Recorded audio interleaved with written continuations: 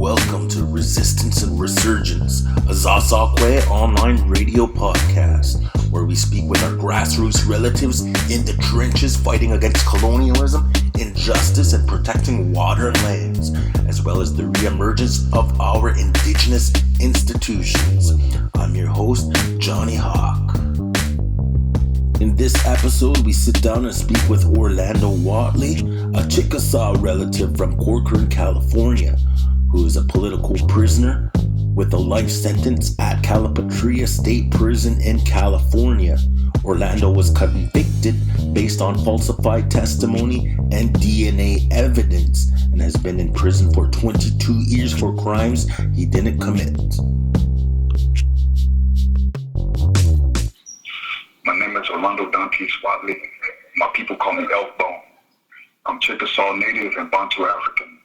I've been wrongfully incarcerated for over 23 years for an unsolved 1993 Palm Desert, California triple homicide. I was born and raised in Corcoran, California, a small cotton farming town in the San Joaquin Valley.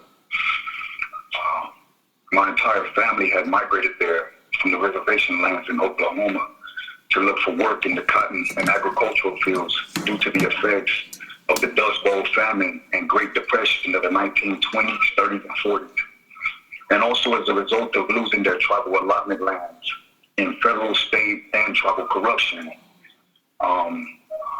Corcoran was a town that had been established by former southern slave plantation owners.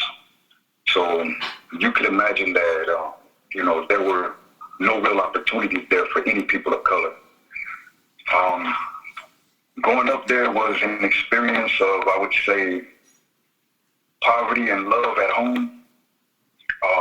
Loyalty and fun with friends, and confusion and isolation from the rest of the small society there. Without any stable infrastructure or,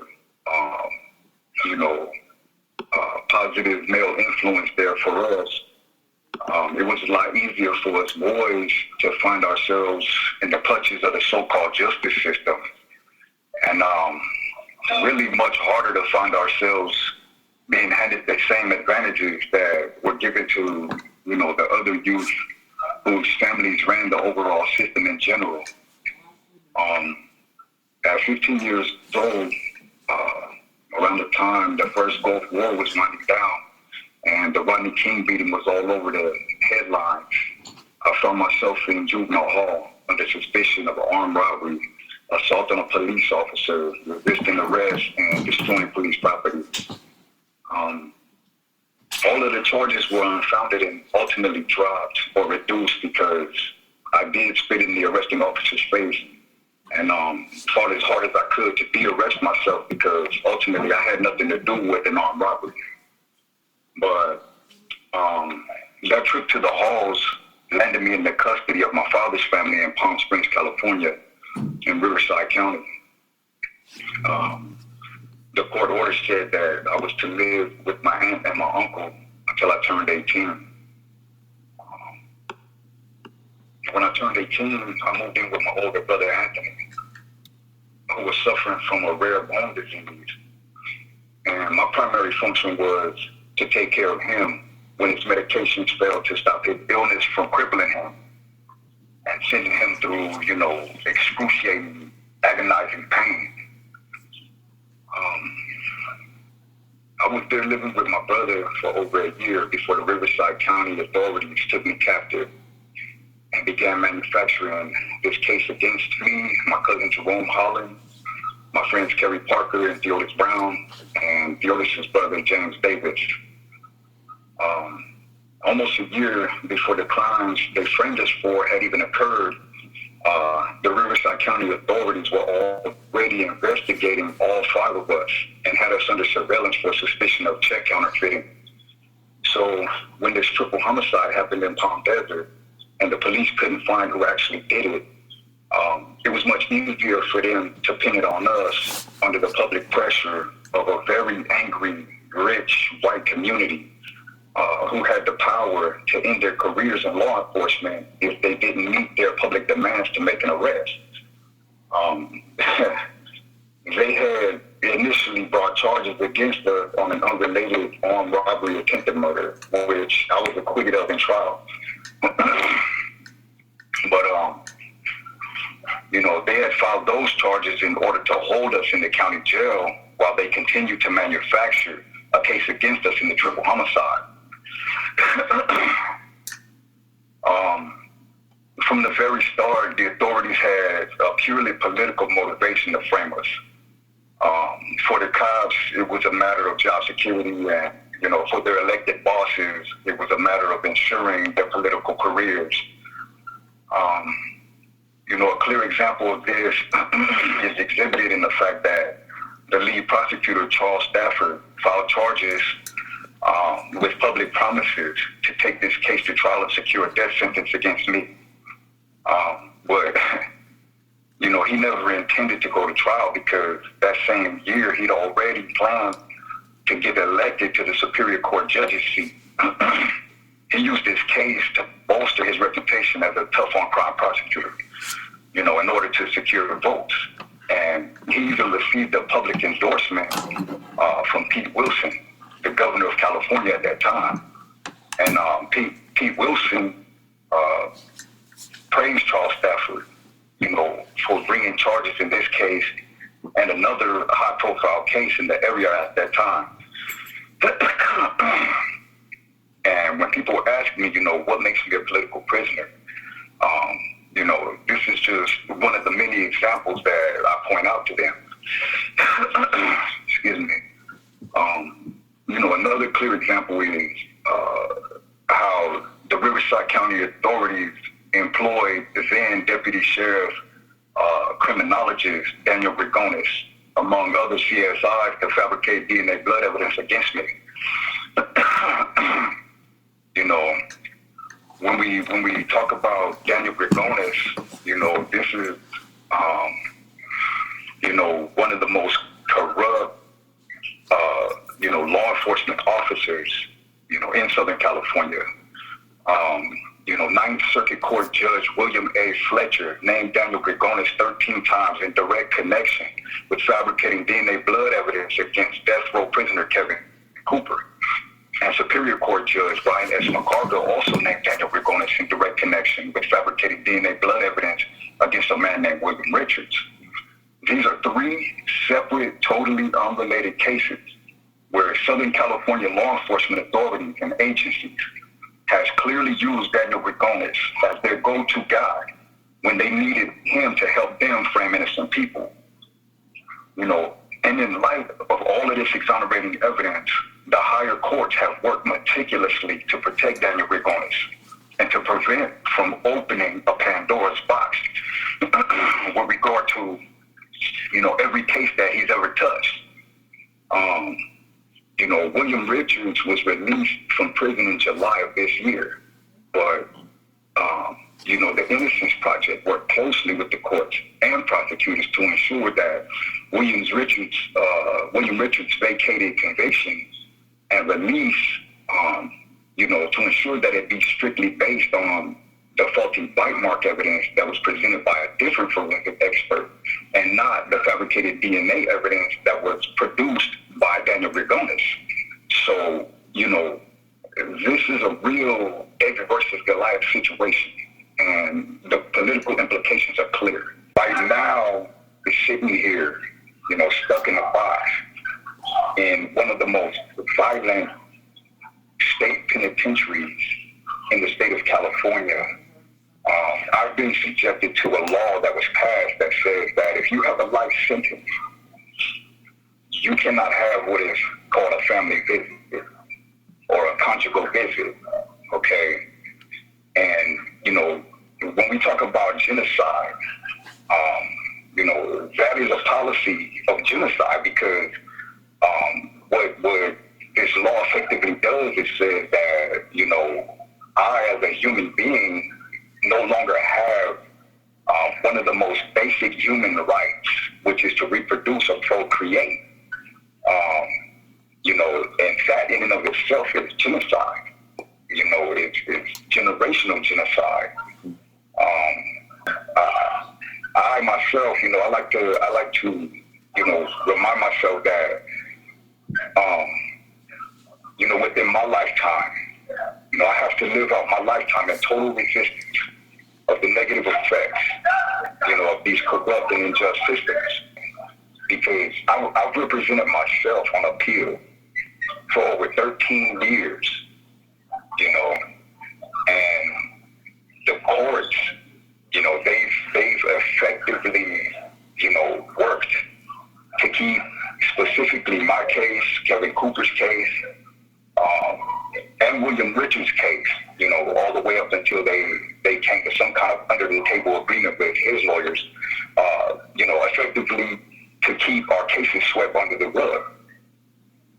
And, it's something that they've, clearly sent a message to me saying that, hey, you're sitting in prison right now. No one can hear you. No one gives a fuck. No one cares. You can file as many motions as you want. You can file as many petitions, as many writs. You can have all of the exonerating evidence in the world that proves your innocence. But, we are not going to allow, this crooked cop to be exposed. We are not going to allow you and everyone else that he's framed, to get reversals, and the state has to pay millions out in compensation. So therefore we're going to sweep your case under the rug, and we're going to keep you there. And with that said, I'm asking everybody to please understand the reality of my struggle, the reality of my existence, and to reach in and pull me out, and I'm a really humble person. I try my best to be humble and modest. I try not to ask for anything, like all this time, I'm an artist, and all this time I've used my artistic skills to feed myself in here. I've never reached out to my family and said, hey, put money on my books. Try my best not to ask for anything, but I'm asking everybody who's listening, everyone who can hear my voice, to donate money. Donate money. Right now, this is really the only way that, any sudden and effective, change and success in this battle can be won. So, I'm asking, to JPay wire transfer money, or just send it in a money order, or however we can, no matter how much it is, to my books, my personal inmate trust account here at Orlando Watley, K89676, P.O. Box 5005, Calipatria, California 92233. And you can look up online, JPay, wire transfer money, and look up my name, Orlando Watley, K89676. That's my prison number.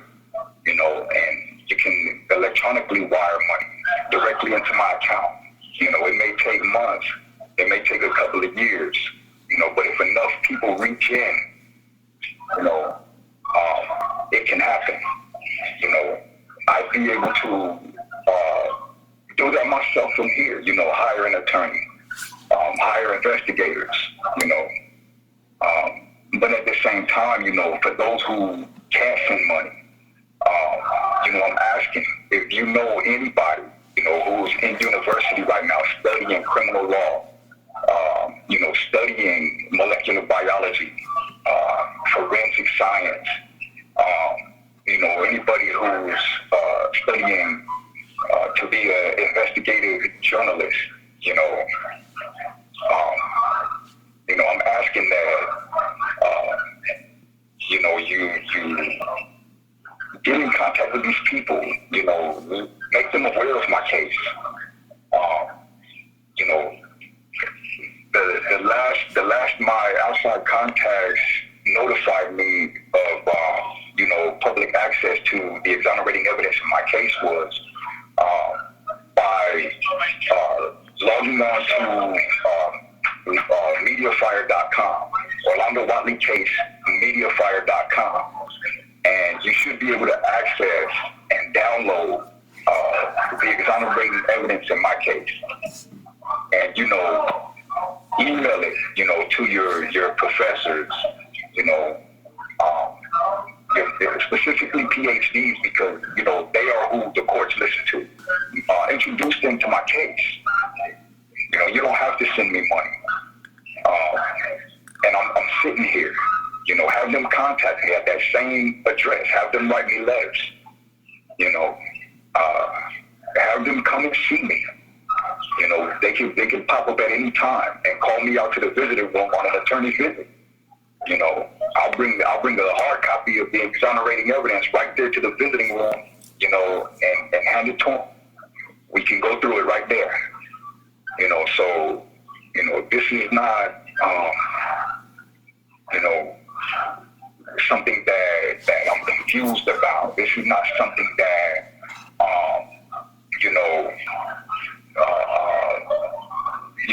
I'm stammered on. This is not something that is a joke. This is real. This is my life. These people have taken more than 23 years of my life away. That was our interview with Orlando. If you want more information, check out www.orlandowatleyinnocence.com.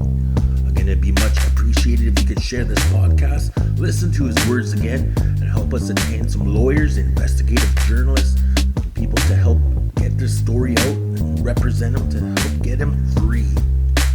This is Johnny Hawk for Resistance and Resurgence. This podcast can be found on iTunes. If you have any story ideas, just contact me at ojibwerebel@gmail.com or check out the links provided. Miigwech Bama Peace.